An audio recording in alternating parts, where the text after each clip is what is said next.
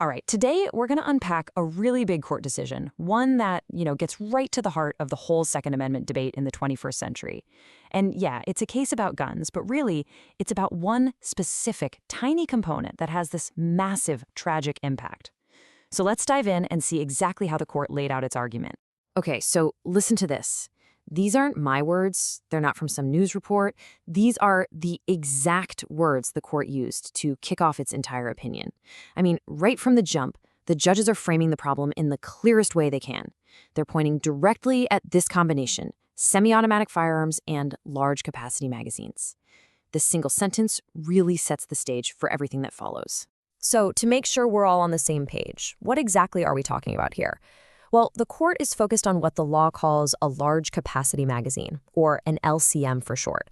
And the definition is actually super simple. It's any magazine that holds more than 10 rounds. That's it.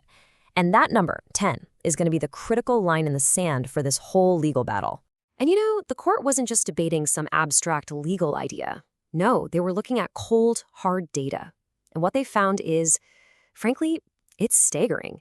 When a mass shooting involves a large capacity magazine, more than twice as many people are killed or injured. Just think about that for a second. That statistic was absolutely central to how the court was thinking about the real-world stakes here. Okay, so that brings us to the core of the fight, right? California sees this danger, and they pass a law banning these magazines.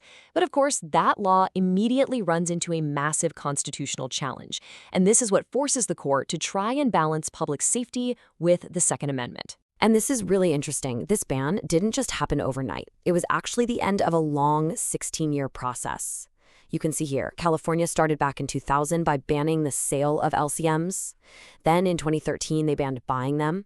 But it turned out those laws were kind of tough to enforce. So in 2016, the voters themselves passed Prop 63 to close what they saw as this big loophole by banning possession altogether. So this all boils down to one huge question. Can a state ban a firearm part that millions of people already own and do it without violating the Second Amendment? I mean, that is the massive constitutional tightrope the court has to walk here. All right, so how did the court answer this? Well, they actually gave two separate answers.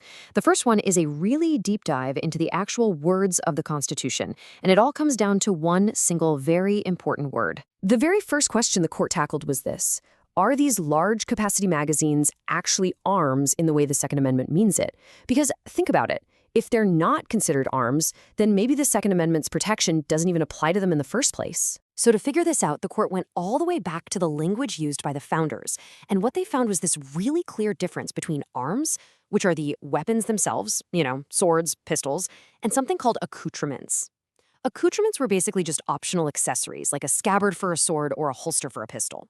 The court's whole point was that the Constitution says it protects arms, but it's totally silent on accoutrements. And boom, here's the court's conclusion straight from the source. It's an argument based purely on the text. The court pointed out that the founders could have written arms and accoutrements. That was a common phrase back then. But they didn't. They just chose the word arms. The court saw that as a very deliberate choice. And so their ruling was that these magazines are accessories, accoutrements, not the arms the Constitution protects. Okay, but hold on. I know what you're probably thinking right now. Wait a minute. A lot of modern guns literally won't work without a magazine. So isn't it necessary? That's a great point. And guess what? The court was way ahead of you. They thought about that exact argument. And here's how they broke it down. They said, you're right. Some guns do need a magazine to function. They totally conceded that. But, and this is the key part, they argued that no firearm requires a magazine that holds more than 10 rounds. A standard 10-round magazine lets the gun do its job perfectly. So, in their view, anything bigger than that isn't a necessity. It's an optional upgrade, an enhancement, an accessory. But the court wasn't done. Not even close. They built a whole second line of reasoning, a completely separate argument. They basically said, okay, look, even if you don't buy our first point, even if you think these magazines are arms, this ban is still constitutional. And this time, they look to history for the proof. Yeah, this is like their bulletproof backup plan. In legal terms, it's called an alternative holding. The court is pretty much saying, hey, we're confident we win on our first point about the definition of arms. But just in case, we have a whole other reason why we win, based on historical tradition. And looking at history, the court pointed to two big traditions of gun regulation that have been around forever in America. First, regulating dangerous parts of a firearm. And second, banning really dangerous ways that people might use their weapons. Now, the court made a really important point here. They knew they weren't going to find some law from 1791 that banned magazines, right? And they said that's okay. A new law doesn't have to be a historical twin or a dead ringer for an old one. It just has to follow the same kind of logic or principle as those historical regulations. So here's a perfect example of how they did that. They looked at old laws regulating gunpowder. The why back then was to prevent catastrophic fires and explosions. The why for the LCM ban today is to prevent catastrophic mass shootings. See the parallel? The court said the core reason is the same. And they even argued that the burden on gun owners is less today because this law regulates an optional accessory, whereas gunpowder was absolutely necessary to even fire a gun back then. Then the court just started listing example after example from history where laws targeted specific dangerous weapons as they popped up. We're talking about bans on things like hidden trap guns, super deadly Bowie knives, even concealable weapons called slingshots.